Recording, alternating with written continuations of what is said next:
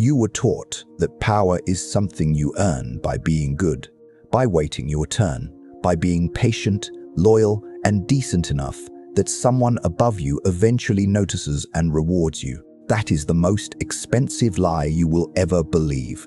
Power does not arrive because you deserve it. It arrives because you understood the rules that everyone around you was too comfortable, too frightened, or too proud to learn. The weak spend their lives waiting to be chosen. The strong study the machine until they become the ones who choose. Tonight, you stop waiting and start seeing. Most men live their entire lives inside a story they were handed at birth, and they never once question who wrote it or why. They believe the world runs on fairness because believing that is easier than confronting what actually moves people. They tell themselves that if they just work hard enough, stay honest enough, and avoid making enemies, life will balance the ledger in their favor. It will not. The ledger does not balance itself. Someone balances it, and that someone is always the person who understood power while everyone else was busy hoping to be rewarded for their patience and their quiet obedience. What you are about to hear will offend the part of you that still wants the world to be gentle. That part of you is the weakness that has kept you small for years. So let it be offended. Pay attention instead to the part of you that has always suspected the truth, that the people who win are not the kindest or the most deserving, but the ones who saw clearly when everyone else refused to look. 10 truths follow. Each one will cost you a comfortable illusion. Each one will hand you something far more valuable in its place. The first truth is this: people respect strength, and they only pretend to respect virtue. Watch how the world actually behaves, rather than how it claims to behave. A man can be generous, honest, and humble his entire life, and the moment he loses his footing, the people who praised him will step over him without a second glance. But a man who holds real power can make 100 mistakes and still be courted, flattered, and obeyed. This is not because people are evil. It is because admiration follows capability, not character. Virtue without power is invisible. The world does not reward the man who is good. It rewards the man who is capable of consequence and who others cannot afford to ignore. You have been told to be the better person, to take the high road, to let your good deeds speak for themselves. But good deeds whisper and power shouts. When you have no leverage, your virtue is a private matter that comforts only you. When you have leverage, your virtue becomes a luxury you can afford to display, and suddenly everyone calls you wise, principled, and admirable. The same actions that earned you nothing when you were weak earn you reverence the moment you are strong. Nothing about the actions changed. Only your position changed, and position is everything the world actually responds to. So stop performing goodness for people who only respond to strength. Build your capability first. Become someone who can affect outcomes, protect what is yours, and reward those who stand with you. Then, and only then, will your decency mean anything to the people around you. Strength is the foundation. Everything else is decoration you can add once the foundation holds. A weak man's kindness is ignored. A strong man's kindness is celebrated. Decide which one you intend to be, and understand that the order of operations is not optional. Power first, the rest follows. Understand what this demands of you in practice. It demands that you stop spending your energy trying to be liked and start spending it becoming someone whose approval, presence, and partnership are worth having. Capability is built in private, through skills sharpened, resources accumulated, and competence proven again and again until it becomes undeniable. The world cannot ignore a man who delivers what others cannot. Make yourself that man, and you will never again have to beg for the respect that strength commands automatically. The second truth: it is safer to be feared than loved, because love is given on someone else's terms and fear is held on yours. This is the line that weak men recoil from, because they imagine fear means cruelty. It does not. Fear, in the way that matters, means that people understand there are consequences to crossing you. Love is a beautiful thing, but it is fragile. People love you when it costs them nothing. The moment loving you becomes inconvenient, that love evaporates, and you are left holding a feeling that no longer protects you.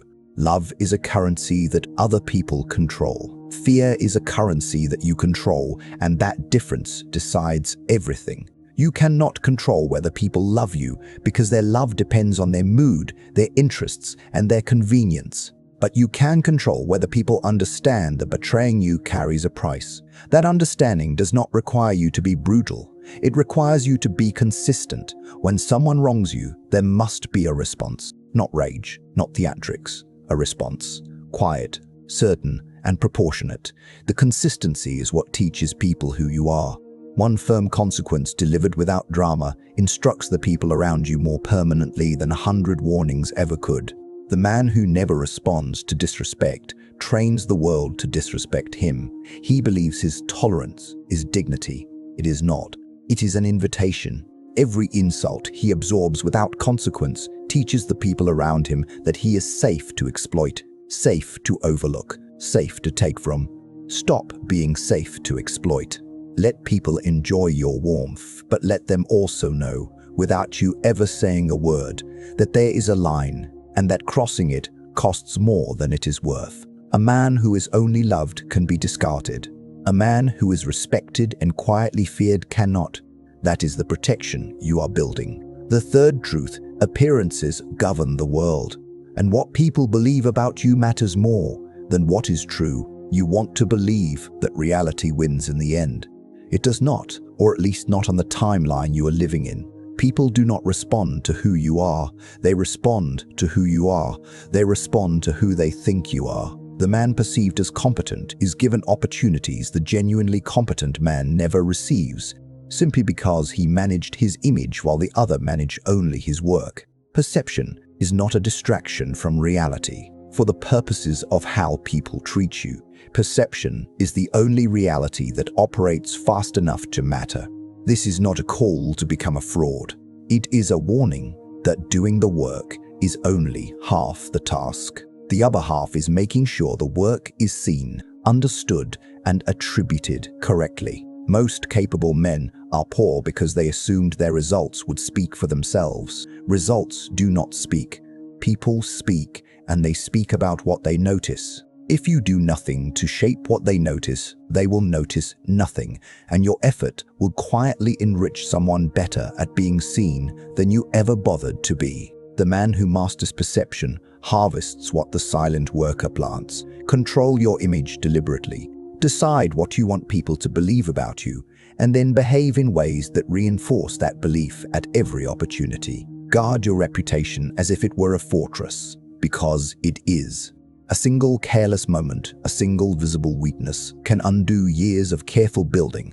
The crowd has no patience for nuance. It remembers the impression, never the explanation. So give the crowd an impression worth remembering, and never let them see the doubt, the strain, or the uncertainty that lives behind it.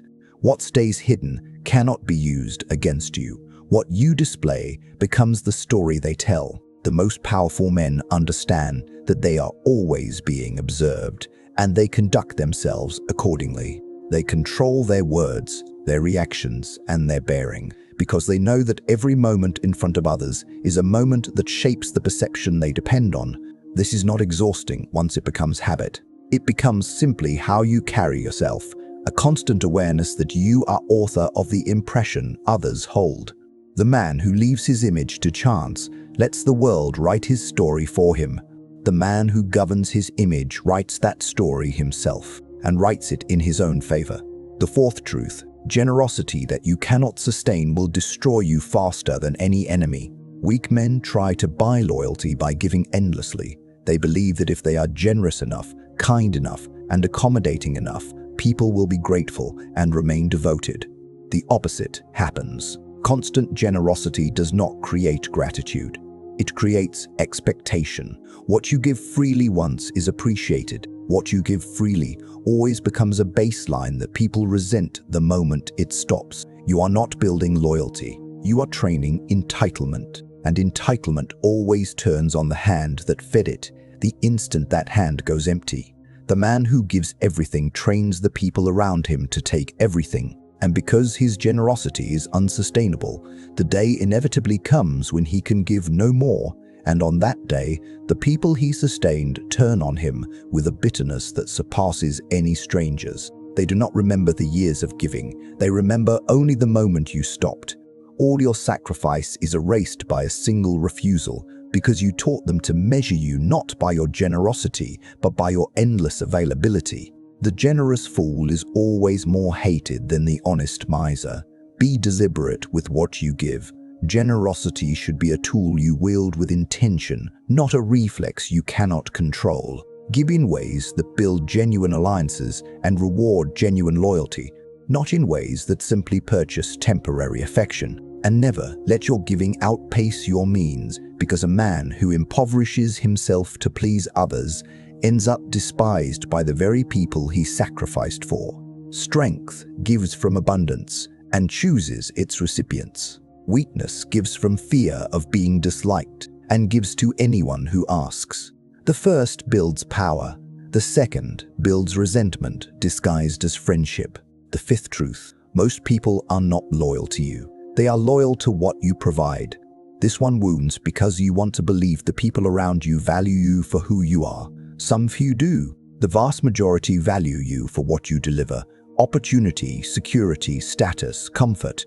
The moment you stop delivering, you discover with brutal clarity how much of what you called loyalty was actually transaction wearing the mask of affection. The friends who vanish in your difficulty were never friends. They were customers, and your difficulty simply closed the store they were shopping in. Do not let this make you bitter. Let it make you precise. Once you understand that most relationships are exchanges, you stop being shocked by betrayal and start preparing for it. You stop handing your trust to people who have not earned it. You stop building your life on the assumption that the people benefiting from you today will defend you tomorrow. You begin to see clearly which connections are real and which are merely convenient, and that sight alone will save you from a lifetime of the wounds that destroy more naive men. This understanding frees you. The man who expects unconditional loyalty is constantly wounded by reality. The man who understands the transactional nature of most relationships is never caught off guard. He keeps his deepest trust for the rare few who proved themselves when there was nothing to gain, and he treats everyone else according to what they actually are: useful, conditional, and replaceable. That is not cynicism, that is sight. And the man who sees clearly is never destroyed by the things that blindside the man who insists on believing what comforts him. The sixth truth: hesitation is the most expensive habit a man can own. Power belongs to those who act, while others deliberate. The world is full of intelligent men who saw the opportunity, understood it perfectly, analyzed it from every angle, and did nothing because they were waiting for certainty that never came. Meanwhile, a less intelligent but more decisive man seized it, made his mistakes in motion, and won. Intelligence without decisiveness is a beautifully maintained engine that never leaves the driveway. The world does not reward analysis. It rewards motion in the right direction. Fortune favors aggression because life does not wait. The opportunity in front of you has an expiration date, and the man who hesitates is really just choosing to lose slowly while feeling responsible about it. Caution feels like wisdom, but most of the time it is fear dressed in respectable clothing. You tell yourself you are being careful when you are actually being afraid. And the difference between the two is the difference between the men who rise and the men who spend their lives explaining why the timing was never quite right. This does not mean acting recklessly. It means understanding that information is never complete. Conditions are never perfect, and the moment you are waiting for is a fantasy. Make your decision with the best information available, commit to it fully, and adjust as you move. A decisive man who is sometimes wrong will always outperform a brilliant man who is permanently paralyzed. Boldness, even when imperfect, bends circumstances toward you in ways that endless caution never will. The world yields to those who move on it, and it quietly buries those who wait for it to move first. Build the habit of deciding quickly on small things so that you are capable of deciding firmly on large ones. Hesitation is a muscle that weakens with use, and decisiveness is a muscle that strengthens with practice. Every time you act despite uncertainty, you teach yourself that uncertainty is survivable. Every time you wait for a guarantee that never arrives, you teach yourself to be ruled by fear. Choose which lesson you want to reinforce, because the man you become is simply the sum of the choices you rehearse until they are automatic. The seventh truth: you must learn to do what is effective, not only what is praised. Weak men limit themselves to actions that earn approval. They will only do what looks good, what sounds noble, what others will applaud. This is a cage, and they built it themselves. The man who can only act when applauded has handed control of his life to the opinions of people who do not have his interests at heart. He has made himself a servant of the crowd's approval, and the crowd will always lead him toward what is comfortable for them and ruinous for him. There will be times when the right move is unpopular, when protecting yourself means disappointing someone, when advancing requires a decision the crowd will not understand. The strong man is willing to be misunderstood in the short term, to be secure in the long term. He does not crave approval so badly that he sacrifices his position to get it. He has made peace with being doubted, criticized, and questioned because he knows that the verdict of the crowd is loud today and forgotten tomorrow, while the consequences of his decisions will live with him for years. This is the discipline of detaching your actions from the need for applause. Do what the situation genuinely requires, not what will make you feel virtuous in the moment. Sometimes that will align with what people praise, and sometimes it will not. Your job is to read the situation accurately and respond to what is real, not to perform for an audience whose opinion will not protect you when you need protecting. Effectiveness is the standard.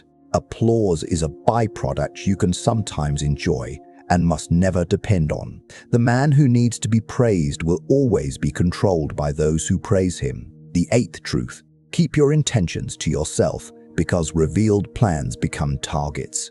The weak man announces what he is going to do. He tells everyone his ambitions, his strategies, his next moves, hoping for encouragement and validation. In doing so, he hands his rivals a map of exactly how to stop him, and he hands the doubtful 1,000 chances to talk him out of it before he has even begun. He trades the advantage of surprise for the cheap comfort of being talked about, and it is one of the worst trades a man can make. Power is quiet. The man who is truly building something does not narrate it to everyone who will listen. He works in silence and lets the results announce themselves. There is a strength in being underestimated, in letting people believe you are less capable than you are, because underestimated men face no resistance until it is too late for anyone to resist them. While they dismiss you, you build. While they ignore you, you advance. And by the time they recognize what you have done, the work is finished and the position is yours. Share your real plans only with the few who need to know and have proven they can be trusted. To everyone else, reveal nothing of consequence. Let your actions arrive as completed facts rather than telegraphed intentions. The element of surprise is one of the few advantages available to a man without other advantages, and the man who cannot keep his own counsel throws that advantage away in exchange for the fleeting pleasure of being heard. Say less than you know, reveal less than you feel. Let the silence do the work that your words would only sabotage. The ninth truth: study the people around you as carefully as you study any skill. Most men move through life reading nothing about the people they deal with. They take words at face value, trust smiles, and are repeatedly shocked when reality contradicts the surface. The man of power does the opposite. He treats human nature as the most important subject he will ever study, because everything he wants must come through other people. You cannot move through the world alone. Every ambition you hold depends on your ability to read, predict, and influence the people standing between you and what you want. Learn to read what drives the people around you. Understand what each person fears, desires, and resents, because those three things explain nearly every action a person will ever take. When you know what a man fears, you know what he will avoid. When you know what he desires, you know what he will pursue. When you know what he resents, You know where he is dangerous. People constantly reveal these things through their behavior, their complaints, and their reactions. If you are watching closely instead of assuming you already understand them, the study is not manipulation for its own sake. It is the basic literacy of dealing with human beings as they are, rather than as you wish them to be. The man who understands people can anticipate them, work with them, protect himself from them, and align their interests with his own. The man who refuses this study spends his life confused, betrayed, and forever asking why people did the thing that, in hindsight, they were always going to do. Stop being surprised by human nature. Study it until it stops surprising you, and you will never again be at the mercy of those who studied it before you did. Watch what people do far more than you listen to what they say. Words are cheap and easily faked, but behavior over time tells the truth that no one can hide.